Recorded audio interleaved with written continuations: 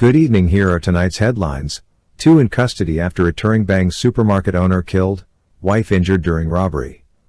The Ministry of Labor investigates a fatal accident at Cowing Backdam, Upper Mazaruni River. Police investigate a serious incident involving teenage motorcyclists on Enterprise Access Road. Police seize marijuana from an abandoned house in Grove, East Bank Demerara. Tragic loss of life as a 12-year-old schoolboy dies in an accident in Berbice. Arrests made in connection with a string of livestock thefts in East Coast Demerara. Arrest and charges laid against a cattle farmer for discharging a loaded firearm. The Georgetown Public Hospital Corporation, GPHC, is certified as Guyana's first kidney transplant center. Brazilian police suspect a fugitive in a double homicide may have fled to Guyana. Vybz Kartel's conviction is overturned by the Privy Council. Vice President Jagdeo affirms support for Guyanese migrants from Venezuela. Stay tuned for more updates on these stories. 2 in custody after Eteringbang supermarket owner killed, wife injured during robbery. The Guyana police force is actively investigating the tragic murder of Yang Lisong, a Chinese national and proprietor of a supermarket in Eteringbang, Cowing River. The incident occurred today, Thursday, March 14, 2014, at approximately 1400 hours. According to initial reports, Yang Lisong was fatally injured during a robbery at his supermarket. While details are still emerging, reports suggest that he either sustained gunshot wounds or had his throat slit. Tragically, his wife, when shopping, also suffered injuries during the course of the robbery. The border community of Eteringbang was shaken by the incident, with 3 individuals identified as suspects. Prompt action by law enforcement led to the capture of 2 suspects, while 1 remains at large. Sergeant Schultz, the station officer in charge of Eteringbang Police Station, received a distress call from Van Lang, the owner of the building housing the supermarket, alerting him to the ongoing incident. Upon arrival at the scene, police officers found Pharrell Adelph, a 19-year-old, attempting to exit the building. Adelph was promptly arrested. Further investigation inside the supermarket revealed the tragic scene. Yang Lisong's lifeless body was discovered in one of the rooms, while his wife, when shopping, was found alive but injured in another room. The Guyana police force is diligently pursuing all leads and conducting thorough investigations into this heinous crime. We assure the public that no effort will be spared in bringing the perpetrators to justice. Anyone with information relevant to the case is urged to come forward and assist law enforcement in their efforts to ensure that justice is served.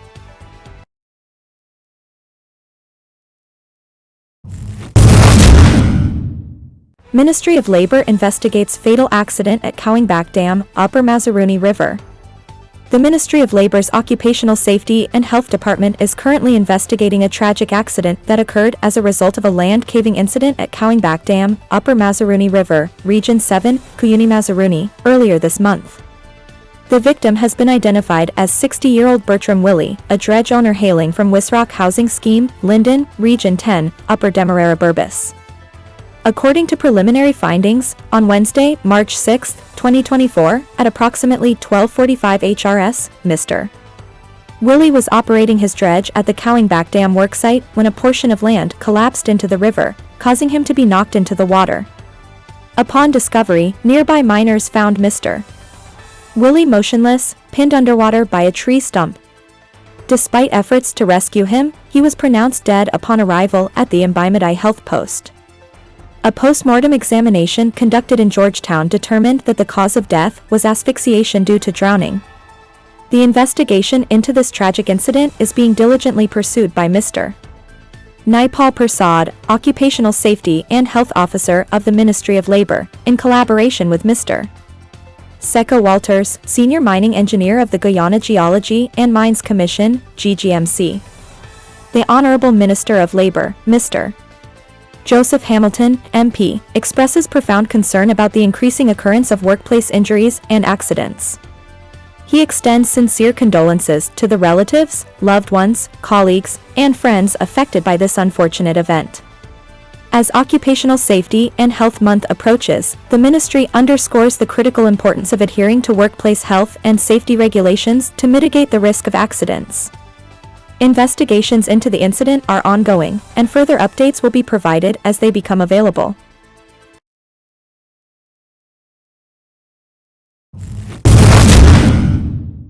Police investigate serious incident involving teenage motorcyclists on Enterprise Access Road. The Guyana Police Force is currently investigating a serious incident that occurred at approximately 1925 HRS on Tuesday, March 12, 2024, on Enterprise Access Road, East Coast Demerara, involving two teenage motorcyclists. Both individuals are currently hospitalized and receiving medical care for their injuries. The teenagers involved in the incident are a 17-year-old, name withheld, who was driving motorcycle CL 7572, and Ramesh Prasad, a 19-year-old who was driving motorcycle CK 2959. Both teenagers hail from Non-Perial, ECD. Preliminary inquiries indicate that two police officers were conducting motorcycle patrol duties in the Enterprise area when they observed two individuals riding motorcycles without lights. Upon noticing the presence of the police, the motorcyclists proceeded onto the access road, which is currently under construction and leads into the Enterprise backlands, where a new housing scheme is being developed. At the time of the incident, motorcycle CL 7572 was traveling east alongside motorcycle CK 2959, both without lights, at a high rate of speed. One of the motorcyclists rode into a pile of crushed stones that was situated in the center of the road under construction, resulting in the loss of control of the bike and causing both individuals to fall onto the roadway, sustaining injuries. Meanwhile, the police officers lost sight of both motorcycles but responded to a call for help. An ambulance was promptly summoned, and both motorcyclists were transported to the Georgetown Public Hospital, where they received medical attention and were admitted for further observation. Investigations into the circumstances surrounding this incident are ongoing.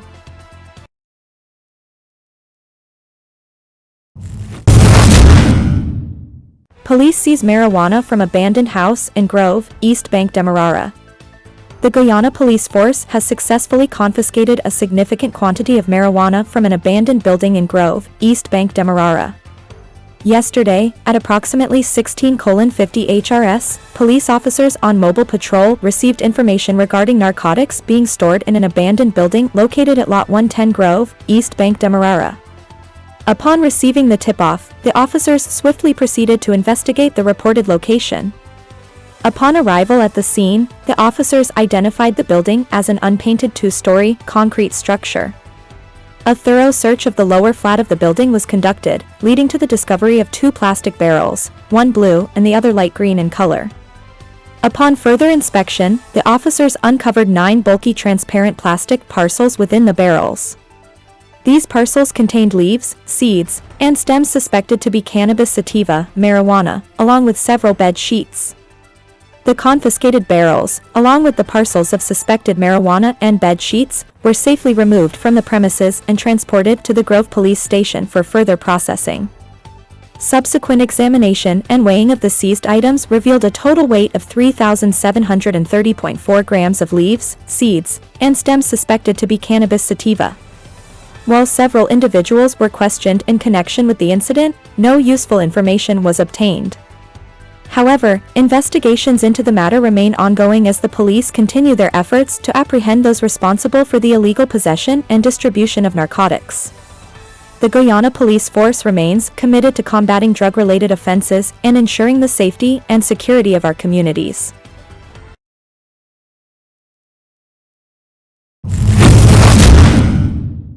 Tragic loss of life, 12-year-old schoolboy dies in accident in Berbice. The Guyana Police Force is currently investigating a heartbreaking incident that resulted in the untimely death of a 12-year-old schoolboy in Berbice. Yesterday, at approximately 1600 hours HRS, a fatal accident occurred on Reliance Access Road, East Canch, Berbice, claiming the life of Justin Eteringbang, a student of New Amsterdam Secondary School. The tragic incident involved a motor lorry bearing registration number GMM 5087, owned by a businessman from New Amsterdam, and driven by a 64-year-old resident of Canefield Settlement, East Canch, who is attached to the Rose Hall Sugar Estate. The pedestrian, Justin Eteringbang, resided at Lot 53 Reliance Abandon, East Canch, Berbice. Preliminary investigations indicate that the lorry was traveling south along the eastern drive lane on Reliance Public Road, while young Justin Eteringbang was also proceeding in the same direction, along the eastern side of the road. According to the driver of the lorry, as he was making a left turn to enter the sideline dam in East Canch, he heard someone shouting, "Hold boy hold." In response, he immediately stopped the lorry. Upon exiting the vehicle, he discovered the 12-year-old boy lying under the lorry, near the left side back wheel. Good Samaritans promptly came to the scene, assisting in placing the victim into a police vehicle, which escorted him to the New Amsterdam Public Hospital. Despite efforts to save him, Justin Titeram was pronounced dead on arrival by the attending physician. The body of the deceased is currently at the New Amsterdam Public Hospital's mortuary, awaiting a post-mortem examination. The driver of the lorry is currently in police custody, cooperating with the ongoing investigation into the circumstances surrounding this tragic incident.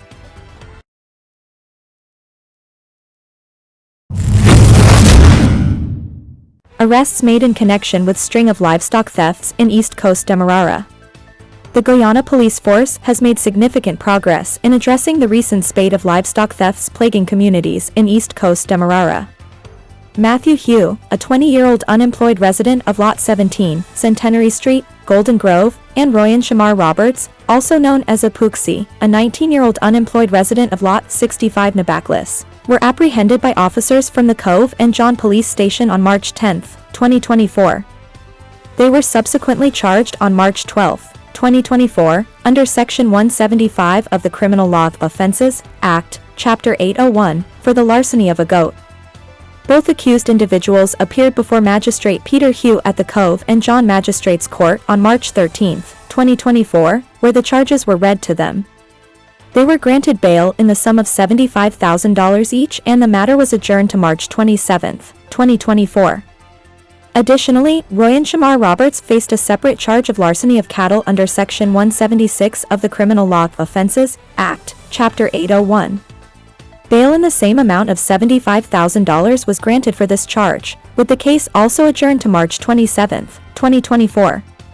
The arrests come in response to numerous complaints from residents in Enmore, Haslington, Nabaklis, and Golden Grove regarding the theft of their livestock over the past few weeks. The Guyana police force reassures the affected communities that efforts to combat livestock theft remain a top priority. Residents are encouraged to continue reporting any suspicious activities to the authorities to ensure the safety and security of their property.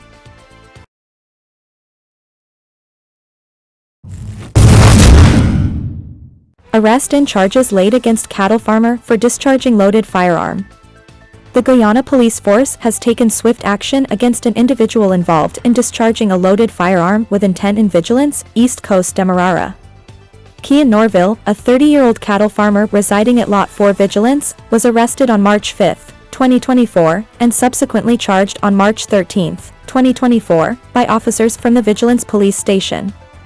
He faces 2 counts of discharging a loaded firearm with intent, as outlined in Section 55A of the Criminal Law Offences Act, Chapter 801. The charges stem from incidents involving Kenya Stobie and Donna Simon. Appearing before Senior Magistrate Fabio Azor at the Vigilance Magistrates Court, Norville pleaded not guilty to both charges. Bail was set at $150,000 for each offense, and the matter was adjourned to April 22, 2024. Additionally, Norville faced 2 additional charges before Magistrate Schmidt at the same court.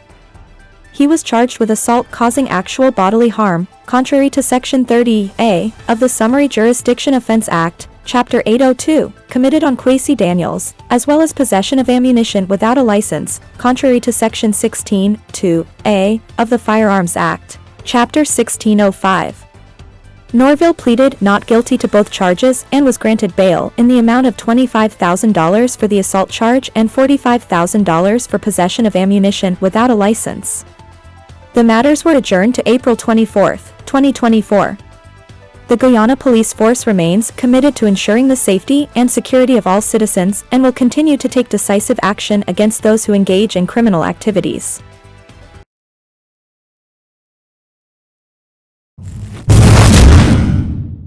Georgetown Public Hospital Corporation, GPHC, certified as Guyana's first kidney transplant center. Today marks a historic moment in Guyana's healthcare history as the Georgetown Public Hospital Corporation, GPHC, achieves certification as the country's inaugural kidney transplant center.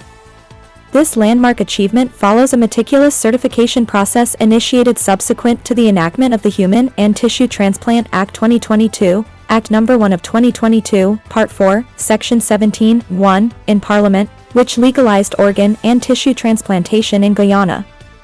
The legislation laid the groundwork for the establishment of the Guyana Human Organ and Tissue Transplant Agency. Over the span of several months, the Guyana Human Organ and Tissue Transplant Agency collaborated closely with GPHC, sharing crucial protocols and systemic guidelines to ensure compliance with the stringent standards mandated by the Act.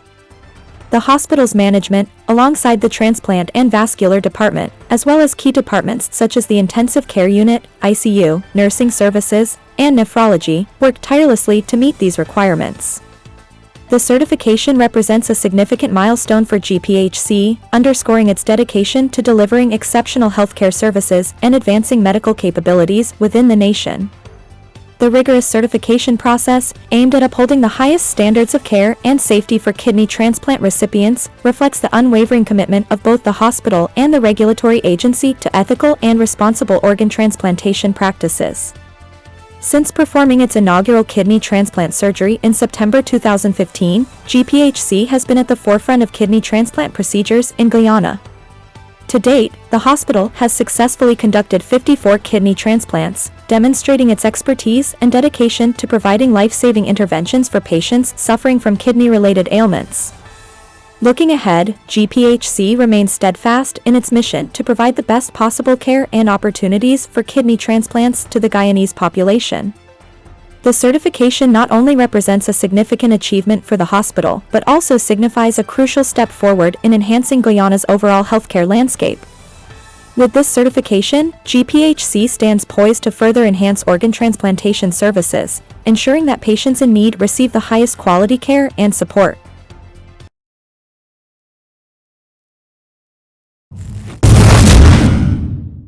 Brazilian police suspect fugitive in double homicide may have fled to Guyana. The Brazilian police are currently pursuing Marcelo Magalhães da Silva, known as China or Marijuana, age 26, who is suspected of committing a double homicide in Bonfim on March 4, 2024. The victims were Union Police Officer Chenel Atkinson, aged 63, and her husband, José Ribamar Ribeiro, aged 71. Marcelo Magalhães da Silva is currently on the run, and authorities suspect he may have crossed the border into Guyana. The Roraima Civil Police, PCRR, is actively working to apprehend him. An arrest warrant has already been issued, and efforts are underway to serve another warrant. The investigation aims to fully elucidate the circumstances surrounding the tragic deaths of the victims. Police discovered the suspect's whereabouts through a cell phone belonging to one of the victims found at the scene. Additionally, clothing worn by Marcelo Magalhães da Silva on the day of the crime was also recovered. Furthermore, his 16-year-old girlfriend, who allegedly aided his escape immediately after the crime, has been apprehended. The PCRR continues to urge anyone with information regarding the whereabouts of Marcelo Magalhães da Silva to come forward and assist with the ongoing investigation.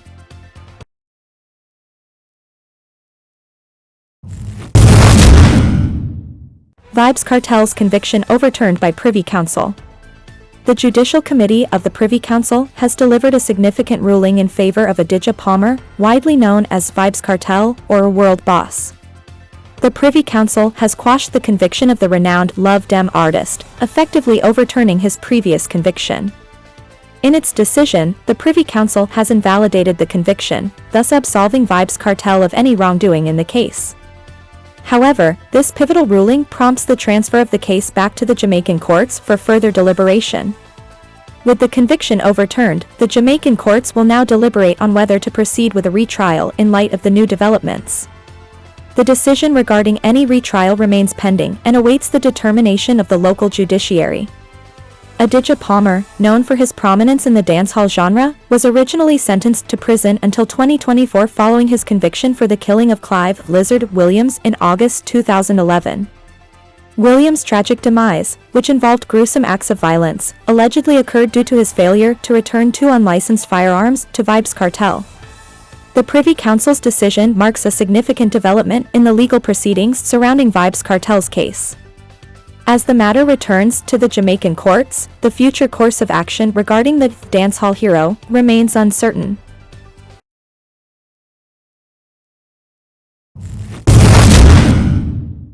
Vice President Jagdeo affirms support for Guyanese migrants from Venezuela. In response to recent discussions regarding the influx of migrants from Venezuela into Guyana, Vice President Dr. Jagdeo reiterated the government's commitment to providing support and assistance to these individuals, emphasizing that the majority are Guyanese citizens or descendants entitled to citizenship. Recent estimates suggest that there are over 30,000 migrants from Venezuela currently residing in Guyana. Vice President Jagdeo clarified that while some may be Venezuelan migrants fleeing economic and social challenges, a significant portion consists of returning Guyanese and their descendants. "These are our people," stated Vice President Jagdeo during a press conference at the Office of the President. He emphasized that according to the country's constitution, individuals of Guyanese descent are eligible for citizenship and deserve assistance upon their return to Guyana. Addressing criticisms from opposition parliamentarian Amanza Walton Desser regarding the government's approach to integrating Venezuelan migrants, Vice President Jagdeo emphasized the importance of extending support to fellow Guyanese. He dismissed notions of discrimination and reaffirmed the government's commitment to providing humanitarian aid and social services to all residents, regardless of their origin. Government ministries and entities have been actively gathering data on migrants to ensure effective service delivery and support. Vice President Jagdeo assured reporters that a significant majority of migrants from Venezuela have familial ties to Guyana and are considered Guyanese citizens. The government's approach to the migrant situation prioritizes humanitarian aid and social support, including healthcare, education, housing, and employment assistance. Minister of Governance and Parliamentary Affairs Gail Teixeira previously highlighted that a quarter of migrants from Venezuela have Guyanese heritage or ancestry. As discussions continue on how best to support and integrate migrants, Vice President Jagdeo affirmed the government's commitment to upholding the rights and dignity of all Guyanese citizens and residents.